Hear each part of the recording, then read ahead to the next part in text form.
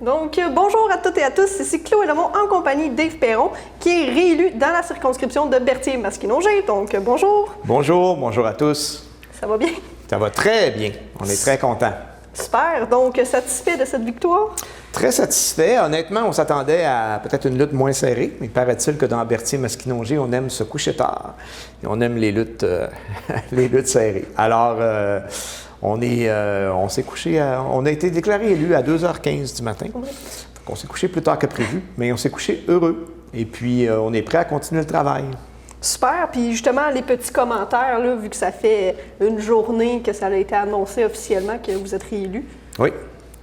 Bien, écoutez, on a analysé les résultats un peu. C'est sûr que dans les facteurs qui ont pu jouer, on a nommé la couverture médiatique nationale qui est assez inégale dans la circonscription. Je le dis sans amertume, c'est des choses qu'on ne contrôle pas, mais je le dis, je me donne la permission de le dire.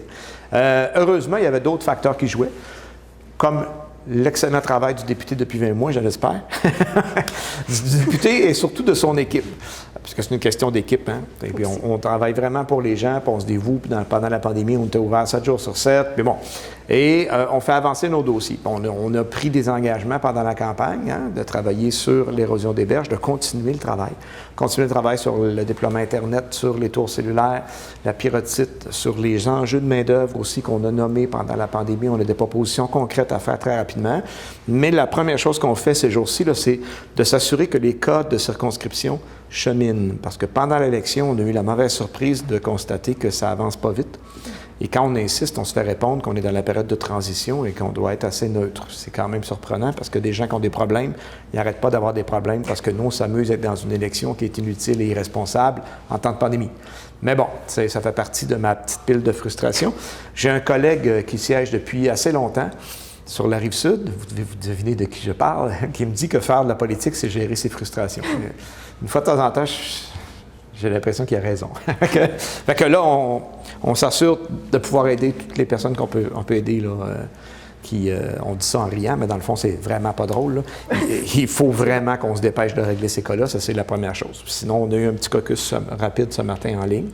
On devrait avoir un autre caucus la semaine prochaine, je l'espère en personne. Et on va établir nos lignes de match, puis on va reprendre le travail là où on l'a laissé.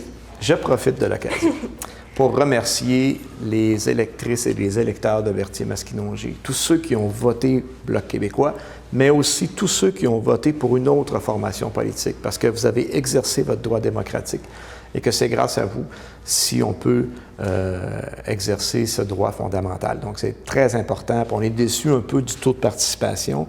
On s'attendait à ce qu'il y ait moins de monde qui aille voter à cause de la pandémie. Mais bon, c'est quand même pas si mal. Je crois que dans la circonscription, c'est en haut de la moyenne nationale. Là, c'est autour de 62 %. La moyenne nationale, c'est quelque chose comme 58 avant le décompte des votes postaux. Ça devrait augmenter un peu.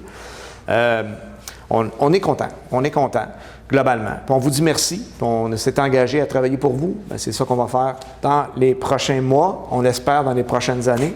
Et pourquoi pas dans les prochains 4 ans. Parce que ça devrait être ça, le mandat d'un gouvernement, qu'il soit minoritaire ou majoritaire.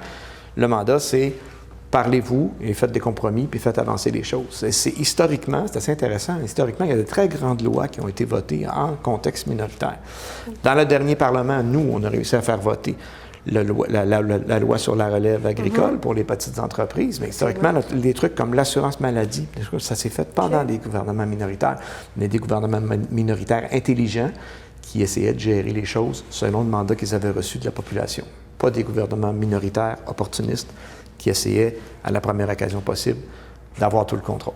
Mon message est passé. Je pense qu'il était assez clair. Effectivement. Donc, merci beaucoup tout le monde. Merci beaucoup.